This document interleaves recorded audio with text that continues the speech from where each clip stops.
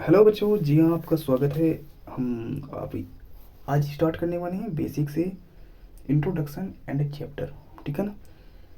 इस अध्याय के अंतर्गत देखो, ये कोई अध्याय नहीं है, ठीक है ना। कई सारे चैप्टर को मिला करके इस सीरीज को स्टार्ट करेंगे, जिस सीरीज के अंतर्गत हम पढ़ाएंगे आपको पूरी के पूरी बायोलॉजी से इम्पोर्टेंट निकले हुए क्वेश्चन, जो कि होंगे आपके ऑब्जेक्टिव टाइप।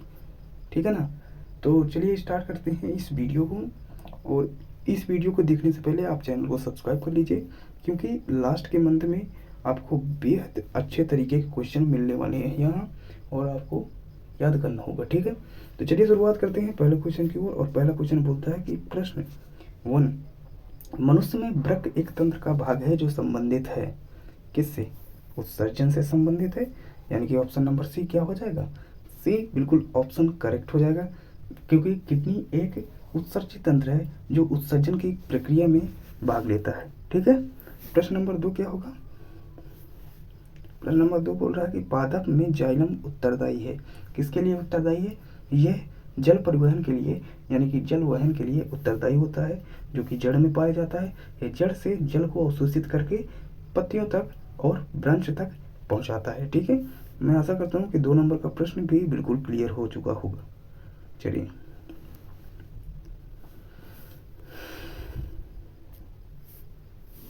अब आते हैं अपने 30 नंबर के क्वेश्चन में। 30 नंबर का क्वेश्चन बोल रहा है कि ऑक्सीश्वसन ऑक्सीश्वसन में ग्लूकोज का एक अणु उत्पन्न करता है। तो ऑक्सीश्वसन में ग्लूकोज का एक अणु 38 मॉलिक्यूल ऑफ एटीपी को क्या करता है? उत्सर्जित करता है, उत्पन्न करता है। तो ऑप्शन सी बिल्कुल आपका करेक्ट हो जाएगा कि 38 मॉलिक्यूल। ठीक है। चलिए अब आते हैं आपके चौथे नंबर के प्रश्न में, जहां बोल रहा है श्वसन में बाहर निकली वायु में ऑक्सीजन की मात्रा होती है। इतना ज़्यादा तो इम्पोर्टेंट नहीं है, क्योंकि एक कांस्टेंट वैल्यू है और आपको कांस्टेंट वैल्यू को ज़्यादा नहीं ध्यान में रखना। तो आप चौथे नंबर के प्रश्न में ज़्यादा जोर न दीजिएगा। ठीक है। तो श्वसन में बाहर निकली वायु में ऑक्सीजन की मात्रा होती है 17%, यानी कि ऑप्शन नंबर ए आपका करेक्ट हो जाएगा। ठीक है। चलिए 5 नंबर के क्वेश्चन में आते हैं। 5 नंबर का क्वेश्चन क्या कहता है कि श्वसन में बाहर निकली वायु में कार्बन डाइऑक्साइड मात्रा होती है। यानी कि जब हम क्या करते हैं, इनहेल करते हैं तो ऑक्सीजन को लेते हैं, और जब एक्सहेल करते हैं, क्या करते हैं, एग्जॉस्ट करते हैं, तो हमारी CO2 निकलती है हमारे मुंह से। तो कितनी मात्रा निकलती है? तो आपका ऑप्शन नंबर सी बिल्कुल करेक्ट हो जाएगा, 4%। यानी कि जब आप एक्सहेल करोगे तब क्या होगा? 4% कार्बन डाइऑक्साइड निकलती है श्वसन के दौरान। ठीक है। चलिए 6 नंबर का क्वेश्चन आता है, श्वसन की क्रिया मानव शरीर में होता है कोशिकाओं का निर्माण के लिए ग्लूकोज का ऑक्सीकरण, प्रोटीन का निर्माण या ग्लूकोज का निर्माण। तो भैया जो ग्लूकोज का ऑक्सीकरण होता है श्वसन की क्रिया के दौरान होता है। तो आपका ऑप्शन नंबर बिल्कुल करेक्ट हो जाएगा। ठीक है। चलिए पादप में जाइलम का कार्य क्या होता है? मैंने पहले क्वेश्चन में बहुत अच्छे डिटेल से समझाया कि पादप में जाइलम का कार्य क्या होता है, जल का संवहन करने के लिए। और फ्लोएम का क्या कार्य होता है? यह आपका क्या करता है? यह भोजन का संवहन करता है। कौन करता है? फ्लोएम। और जाइलम क्या करता है? जल का संवहन करता है। आते हैं 8 नंबर के क्वेश्चन में। 8 नंबर का क्वेश्चन बिल्कुल ध्यानपूर्वक समझिएगा। मैं आपको ट्रिक बताता हूँ कि जल में घुलनशील होता है कौन सा विटामिन होता है? इसका ऑप्शन हो जाएगा आपका डी नंबर, बिल्कुल करेक्ट, कि विटामिन सी जल में घुलनशील होता है। तो ये 3 दिए गए ऑप्शन में इन विटामिन का कार्य क्या होता है? तो ये एक ट्रिक होती है कि विटामिन ई, विटामिन डी और विटामिन ए, ये चारों विटामिन क्या होते हैं? ये जल में अघुलनशील विटामिन होते हैं। ठीक है। तो आप इसकी ट्रिक क्या याद कर रहेंगे? कीड़ा। ठीक है ना। चलिए 9 नंबर के प्रश्न में बढ़ते हैं। प्रकाश संश्लेषण में उत्पन्न होने वाली ऑक्सीकरण निकलती है, ऑक्सीजन निकलती है, कहाँ से निकलती है? तो आपको मालूम होना चाहिए कि जल से। प्रकाश संश्लेषण में उत्पन्न होने वाली ऑक्सीजन जल से निकलती है। ठीक है। 10 नंबर के प्रश्न में बोल रहा है कि ग्लाइकोलिसिस कहाँ होता है? हरित लवक में, माइटोकॉन्ड्रिया में, सी राइबोसोम में या कोशिका द्रव्य में? तो आपको मालूम होना चाहिए कि ग्लाइकोलाइसिस कहाँ होता है? कोशिका द्रव्य में होता है। ग्लाइकोलाइसिस में क्या होता है, ग्लूकोज टूटता है, ठीक है ना। चलिए, तो ग्लाइकोलाइसिस कहाँ होता है, साइटोप्लाज्म यानी कि कोशिका द्रव्य में होता है।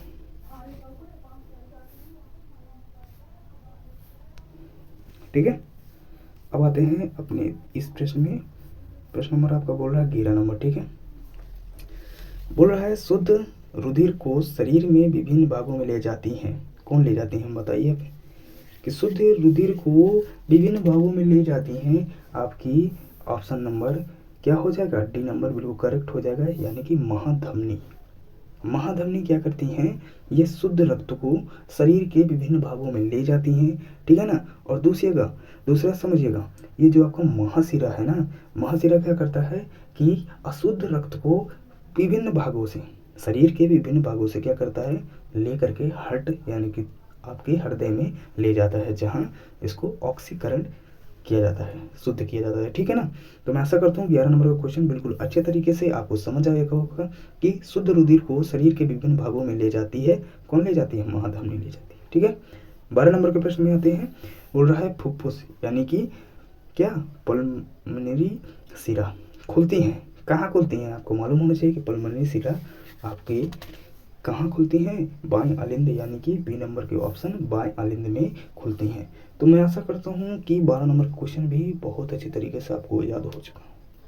देखिए यार, क्या होता है कि अभी आपका 1 महीना आपके पेपर को रह गए, दिसंबर लास्ट है और जनवरी के दौरान 1 महीना ही रह जाएगा, क्योंकि फरवरी में आपके पेपर हैं 14-15 फरवरी से, ठीक है ना।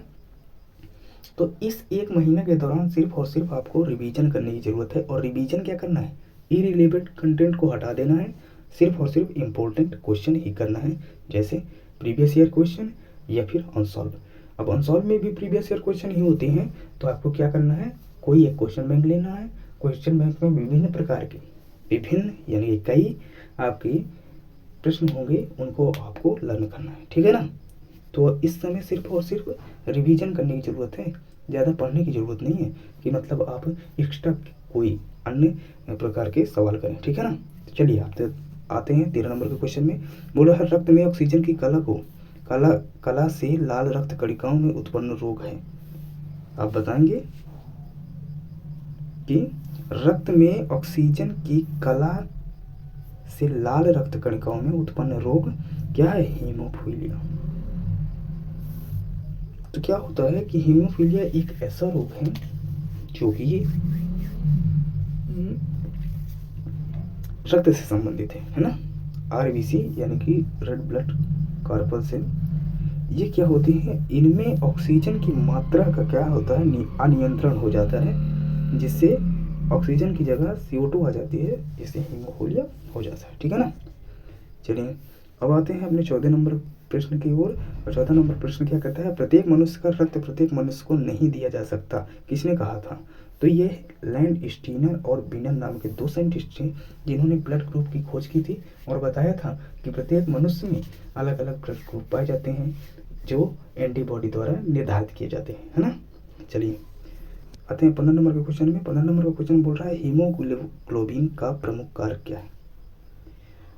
तो हीमोग्लोबिन का जो प्रमुख कार्य होता है, यह क्या कहता है, पहले तो जान लेते हैं कि हीमोग्लोबिन कहाँ पाया जाता है, ठीक है ना। तो यह आरबीसी यानी कि लाल रुधिर कणिकाओं में पाया जाता है, जिसमें एक रंग उत्पन्न करता है, जिससे हमारे खून क्या होता है, लाल होता है। तो पहला पॉइंट आपको समझ आएगा कि हीमोग्लोबिन का मुख्य कार्य क्या होता है, मतलब दूसरा कार्य क्या होता है, खून को क्या करता है, लाल बनाता है, ठीक है ना, आरबीसी में पाया जाता है, ठीक। और दूसरा पॉइंट आता है कि हीमोग्लोबिन का प्रमुख कार्य क्या है, तो क्या है, जीवाणुओं को नष्ट करना है, यानी कि ये बैक्टीरिया किलर भी होता है, ठीक है ना। चलिए आते हैं 16 नंबर के क्वेश्चन में। 16 नंबर का क्वेश्चन बोलता है यकृत संश्लेषण करता है किसका, तो आप बोल दीजिएगा कि यह शर्करा का संश्लेषण करता है यकृत, ठीक है। 17 नंबर का क्वेश्चन कहता है वृक्कों का कार्य है, वृक्क यानी किडनी का कार्य क्या है, तो मैंने पहले ही बताया था कि ये उत्सर्जन के लिए रिस्पॉन्सिबल होते हैं, और ये क्या करते हैं, कि हमारे शरीर में छन्ना के रूप में कार्य करते हैं, जो ब्लड को क्या करते हैं, साफ करते हैं। तो ऑप्शन सी बिल्कुल करेक्ट हो जाएगा कि किडनी का कार्य उत्सर्जन के लिए होता है। 18 नंबर के क्वेश्चन में शुद्ध रक्त बहता है, कहाँ बहता है? आपको मालूम होना चाहिए कि आपके जो फुफ्फुस सिरा होते हैं, यानी कि पल्मोनरी सिरा होता है, उसमें बहते हैं। तो ऑप्शन नंबर डी बिल्कुल करेक्ट हो जाएगा। मैं आशा करता हूँ कि 18 नंबर तक के क्वेश्चन बिल्कुल अच्छे तरीके से आपको सही तरीके से समझ आ चुके होंगे। 19 नंबर का क्वेश्चन क्या कहता है? रक्त का थक्का जमने के लिए आवश्यक है, क्या है? विटामिन के। तो विटामिन के रिस्पॉन्सिबल होता है रक्त के थक्का के लिए, जिसका नाम क्या है? थ्रोम्बिन। ठीक है ना? तो मैं आशा करता हूँ कि यहाँ तक बिल्कुल आप समझ चुके होंगे। 20 नंबर के क्वेश्चन में पढ़ते हैं। रुधिर दाब मापक है, यानी कि बीपी को किसके द्वारा मापा जाता है, ब्लड प्रेशर को किसके द्वारा मापा जाता है? तो उसका नाम है डी, ऑप्शन नंबर स्फैग्मोमैनोमीटर। स्फैग्मोमैनोमीटर एक ऐसा यंत्र है जिसके द्वारा हम ब्लड प्रेशर को नापते हैं। आप जब जाएंगे डॉक्टर के पास तो वहाँ देखेंगे कि वो एक पट्टा आपके हाथ में लगाता है, जिससे आपका ब्लड प्रेशर नाप लिया जाता है। ठीक है ना? 21 नंबर के क्वेश्चन में आते हैं। 21 नंबर का क्वेश्चन बोलता है कि हीमोग्लोबिन महत्वपूर्ण भूमिका निभाता है। किसमें निभाता है भैया? ऑप्शन ए उत्सर्जन में, ऑप्शन बी श्वसन में, ऑप्शन सी पाचन में, ऑप्शन डी वृद्धि में। तो क्या करेगा? हीमोग्लोबिन क्या करता है? श्वसन में एक महत्वपूर्ण भूमिका निभाता है। तो ऑप्शन बी बिल्कुल क्या हो जाएगा? करेक्ट हो जाएगा। ठीक है, चलिए और देख लेते हैं कितने क्वेश्चन इस चैप्टर से हैं।